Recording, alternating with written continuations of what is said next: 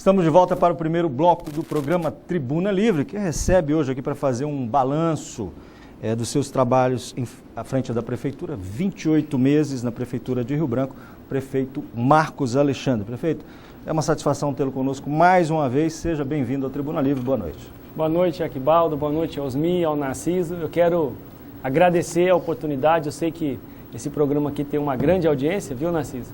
E que as pessoas que vêm para cá são sabatinadas, mas quero dizer que é com alegria que vem, nós estamos entrando num período aí de transição, se Deus quiser, de um inverno dos mais rigorosos para um verão de muito trabalho, e acho que é um momento também da gente poder, para quem está assistindo, falar um pouco do que nós estamos fazendo, de soluções, de problemas, falar daquilo que é o dia a dia da cidade. Então quero já começar dando os parabéns ao programa, viu? O Aquibaldo criou uma expressão aí bem antipática, sabatina. Foi, sabatina. Não deixa o nome normal, né? Que se dá, não, Marcos Alexandre. Uma conjunção de uma série de fatores leva a acreditar que o nosso Estado e você como gestor municipal de Rio Branco e também o governador do Estado do Acre esteja enfrentando aquilo que até numa conversa de bastidor você denominou de tempestade perfeita. Vamos só lembrar alguns fatos. O ano passado o Estado ficou isolado por quase 60 dias em função da enchente do rio Madeira. Esse ano a nossa cidade de Rio Branco ficou praticamente afogada, pelo menos os bairros mais baixos, com a enchente que talvez a maior da nossa história. A maior. E tem dois outros problemas que a gente há de destacar. O clima político no Brasil e no Acre está distensionado em razão de uma disputa política que eu acho absolutamente desnecessária. Nós saímos há 4 meses de uma eleição, onde a disputa pelo poder não está permitindo que os administradores sequer parem para pensar. E, por último, eu defendo, o Brasil passa por um ajuste fiscal absolutamente necessário. Eu lhe pergunto, como é, já que administrar é navegar, como é que você pretende navegar este ano? Olha, Narciso, primeiro que você relatou aí fatos que são importantes, né? Que todos saibam que nós estamos passando, porque de fato, em um único período, né, eu posso dizer que de novembro para cá, nós estamos passando por situações que nós nunca imaginávamos que todas elas juntas aconteceriam. Primeiro, o fato da gente ter uma eleição presidencial tão acirrada e uma dificuldade, né, de iniciar o segundo mandato da presidenta por questões que você relatou, questões do cenário nacional. Então isso tem um reflexo, né? Nós temos também um ajuste fiscal que está impondo um dever de casa de todos os administradores, prefeitos, governadores, presidente, ministros, secretários, porque ou todo mundo faz o dever de casa, porque de fato com ajuste fiscal, quando cota em Brasília, cota nos estados e nos municípios. Não existe, a presidenta vai anunciar um corte, já anunciou um corte que deve ser de 70 a 80 bilhões, quando cota em Brasília, cota no país todo, né? Não é só o orçamento federal, mas as parcerias também. Se não bastasse esse cenário, nós ainda tivemos em Rio Branco a maior alagação da história. Você falou dos bairros, foram 53 bairros. Osmi, foram 940 ruas que foram atingidas. Nós tivemos 24 mil imóveis esse ano alagados. Hoje de manhã nós tivemos o evento do Mercado do 15. O Mercado do 15 ali no 2º Distrito, naquela região do 15, Cidade Nova, foi o único ponto que não alagou. Porque o 15 todinho, Cidade Nova todinho, o Taquari todo, o Acomara, todos eles, a 6 de agosto, quer dizer, o 2º Distrito quase praticamente todo e uma parte do 1º grande também. Então, somando tudo isso, no início do 3º ano nosso na administração. Então, nós estamos tendo reuniões periódicas, tendo que ajustar orçamento, fiz um decreto para reduzir despesas, principalmente de custeio e manutenção, para não sacrificar investimentos. Agora, nós temos, de fato, uma demanda muito grande, Narciso. O que o inverno vem castigando a nossa cidade... E o inverno prolongado. Desde novembro do ano passado, eu pedi os números para a Defesa Civil. De novembro até hoje, nós tivemos 120 dias de chuva, em 180 dias. Quer dizer, em 6 meses, nós tivemos 120 dias de chuva. Em fevereiro, de 28, choveram 24, Aquibaldo. Em março, de 30, choveram 22. Em abril, de 30, choveram 22. E agora, em maio, a média é de 100 milímetros, já choveu 250 milímetros em maio, porque a expectativa nossa era que o verão ia chegar em maio. Então, nós temos que ter um esforço dobrado para a manutenção da cidade, para conseguir manter os investimentos. Então, não tem sido fácil esse período, mas eu tenho certeza que com muito trabalho e união, que eu acho que é o que tem que ter agora, né, é parceria e trabalho, para a gente enfrentar essa tempestade perfeita.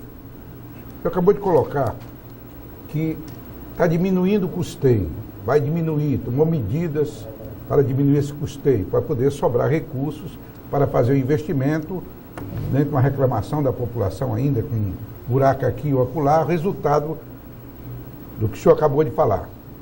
O que eu pergunto é o seguinte, como é que ficaria, dentro dessa política de diminuição de custeio, essas reivindicações dos funcionários, inclusive eu desse encontrei agentes de saúde, se não me engano, estão reivindicando aumento salarial. Como é que seria o aumento do profissionalismo neste ano de 2015? Esse ano a principal ferramenta é o diálogo. Por isso que os agentes comunitários fizeram um evento na frente da prefeitura, né? A greve foi marcada para lá e eu desci, né? Eu não conheço outro prefeito que tenha feito isso, mas eu aprendi também que, falando a verdade, não importa a plateia, é a melhor maneira de você conduzir o diálogo, né? E eu fui lá e conversei com eles. No caso dos ACS, tem uma lei nacional que estabelece um piso, mas desde que essa lei foi promulgada, em junho do ano passado, não houve uma regulamentação do repasse da União. Então, a conta ficou para os municípios. O que eles estão reivindicando tem amparo da lei federal, falta um regulamento. Eu disse para eles, vamos buscar uma solução jurídica, porque é direito não se discute, né? Agora, no conjunto dos servidores, Narciso, eu estou dialogando com eles que é possível a gente estabelecer um diálogo e aquilo que a gente entender que é necessário fazer para corrigir distorções do plano de carreiras, defasagem, a gente discutir para final desse ano e início do ano que vem. Porque a gente não pode pressionar um caixa que não tem recurso. Né? Senão eu já vi prefeitos concederem reajuste e depois não conseguir pagar a folha.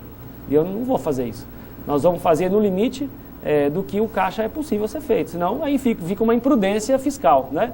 Ou o descumprimento da lei de responsabilidade fiscal. Ô Marcos Alexandre, eu era para ter complementado a minha pergunta antes da pergunta do Osmir, mas aí o que me interessa saber é que diante de todas essas dificuldades que são reais, ninguém está aqui inventando nada, o prefeito Marcos Alexandre se encontra animado para enfrentá-la?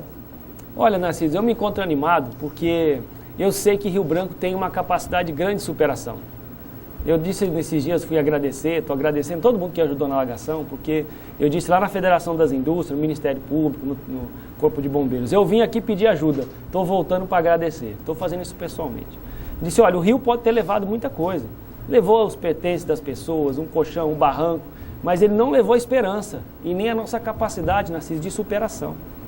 A gente já viveu grandes dificuldades e nós conseguimos superar. Agora é preciso muita compreensão, é preciso parceria e o entendimento das pessoas de que nós vamos precisar de um tempo para recuperar tudo isso. Então eu estou animado, por quê? Nós estamos nesse momento construindo 24 unidades de saúde novas, já entregamos 11, tem 13 para entregar esse ano. Sendo só que, esse ano mais 13? Só esse ano mais 13. Nós agora entregamos a do Jequitibá, entregamos esse ano da Conquista e vamos entregar daqui a pouco o Barral e Barral Novo e mais 12 unidades. Nós entregamos a primeira creche do Angico para 220 crianças. A melhor creche da cidade é pública do município. Nós temos mais 9, Narciso, para entregar até outubro desse ano em fase final de construção com dinheiro garantido, né? A gente tem 7 avenidas que nós estamos esse ano em toda a condição de concluir. Duplicar a Estrada da Floresta, duplicar a Estrada da Sobral, estamos quase concluindo, a Getúlio Vargas e outras avenidas que nós começamos como a Campo Grande, São Salvador, João 23, então todas elas também nós temos os recursos garantidos. Então eu estou animado porque o que a gente tem para fazer nesse período agora, depois das chuvas, eu tenho certeza que vai levantar a autoestima. Continua também aquela política de integração? Era outra novidade, porque nós entregamos o terminal da Sobral e o terminal da UFAC. Nós já estamos concluindo o terminal do Adalberto Senna, a cobertura já chegou, que vem de São Paulo, que é uma estrutura especial e começa a ser instalada nos próximos dias. Então, mês que vem, o terminal do Adalberto Senna será entregue. E nós já começamos o terminal do São Francisco. Então, com isso, a gente vai conseguir também melhorar o atendimento do transporte, que é uma demanda e é um grande desafio. Então, Narciso, com todas as dificuldades que nós estamos enfrentando, Eu penso assim, o prefeito, ele não pode demonstrar fraqueza e nem demonstrar desesperança. Pelo contrário, ele tem que ser a pessoa que vai animar a equipe, animar a população, mostrar o poder de superação, né? Então, nós estamos trabalhando aí, reunindo forças para enfrentar essa tempestade. Prefeito, ontem eu ouvi a rádio CBN e foi divulgada uma matéria sobre uma pesquisa do IBGE do volume de vendas em todos os estados. O Acre está em segundo lugar nessa pesquisa, com um aumento nas vendas no comércio varejista de 13,6%, atrás apenas de Roraima, que atingiu aproximadamente 26% nesse aumento. Eu pergunto, isso tem a ver com o que aconteceu durante essa alagação? As pessoas tiveram que repor o que perderam, principalmente no que diz respeito a produtos de higienização e de limpeza, de higiene pessoal? Ou o Acre tem uma situação diferenciada nesta crise no país em relação ao resto dos brasileiros? Arquibaldo, eu acho que um pouco das duas coisas. Primeiro que a gente tinha um risco, e o governador conduziu isso pessoalmente ano passado e esse ano, Osmir Narciso, que era a questão do Rio Madeira. O governador foi um guerreiro de garantir que a gente não ficasse desabastecido, mais do que a estrada fechar já impunha um desabastecimento. Esse ano, na iminência de acontecer, quando nós tivemos em março aquela grande enchente, o governador chamou os comerciantes e disse, olha, nós precisamos nos antecipar, porque e se acontecer novamente, né? Nós temos um risco. E eu acho que essa compra antecipada que houve, ou seja, os comerciantes se preparando para poder, caso tenha uma alagação no Rio Madeira, estivesse preparado, acho que isso induz a pesquisa de que o consumo ou a compra pelo comércio do Acre foi se preparando para esse período. Esse é um aspecto. O outro aspecto é que, mesmo diante de toda a dificuldade que nós vivemos, a gente vê o comércio reagindo. Nós temos novas empresas que se estabeleceram, supermercados, nós temos investimentos que aconteceram, o exemplo é o call center, um investimento ali de mais de 20 milhões, que atravessou esse inverno todo e foi entregue agora nos dias, né, na semana passada. Então, o setor comercial, o setor industrial está reagindo, né? Acho que é por isso que tem esse reflexo positivo de 13%, mesmo diante de toda a dificuldade. Agora, é claro que pode ter gente em casa hoje dizendo, mas na empresa onde eu trabalho, o empresário demitiu. Isso pode ter ocorrido, porque só no mês de fevereiro e março, com a alagação que nós tivemos empresas que ficaram praticamente assim, sem funcionar. Naquela região do Taquari, Cidade Nova, 15, a região da Baixada, que alagou quase toda, a Habitasa, Baixa da Habitasa, Cadeia Velha, nós ficamos ali quase 2 meses inviabilizados por conta da enchente. Então, nós também temos uma parte do setor com dificuldades. Essa semana, o governador anunciou o apoio do BNDES, com recursos com 2 anos de carência e 10 anos para pagar, para poder voltar o capital de giro para essas empresas que foram mais atingidas. Então eu acredito que o setor comercial vai reagir ainda mais. O número é um número que nos dá um alento, né? Mas acredito que vai reagir. O prefeito, eu gosto muito de levar o debate para o lado político. E volto a repetir, talvez seja pelos 20 anos de poder continuado da Frente Popular à frente do governo do Estado e 12 na Prefeitura de Rio Branco, que leve ao acerramento desses ânimos. Eu vou fazer uma revelação aqui para você, que eu acho que eu tenho muito mais contato com a oposição do que você, até porque eu vim dela, né? E quando se fala a seu respeito, ele costuma lhe tratar como um político, um petista eclético, ou seja, que transita, inclusive, pela oposição, que negocia com a oposição. O senhor aprendeu isso como? Olha, Narciso, é difícil responder, né? Porque... Não é para responder. Aqui é uma sabatina mesmo, viu? Mas vamos responder, né?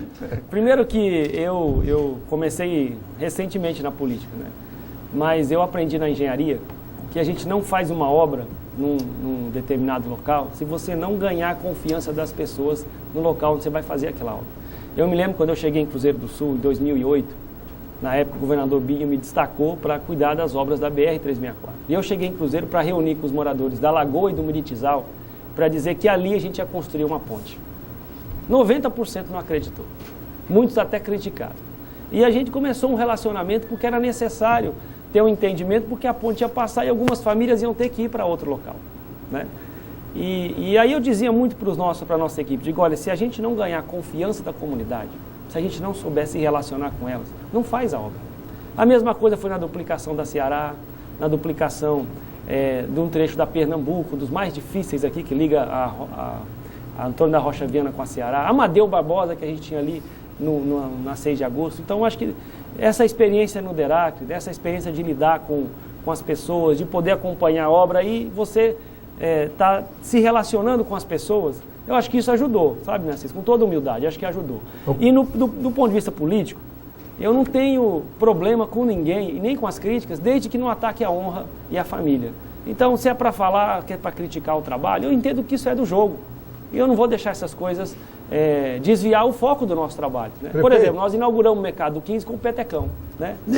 Falando nisso... E eu ainda agradeci porque foi uma emenda dele. Só para completar, porque eu estava presente.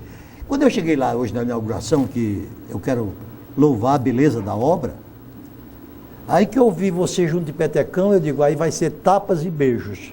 E foi beijos e abraços, né? Quer dizer, uma prova dessa ambiente que você construiu, que eu acabo de registrar. Né? Osmir, eu vou pedir para que você faça a pergunta no próximo bloco. Nós precisamos fazer um intervalo comercial. Peço licença ao nosso convidado e aos telespectadores. Daqui a pouquinho nós estaremos de volta. Não saia daí.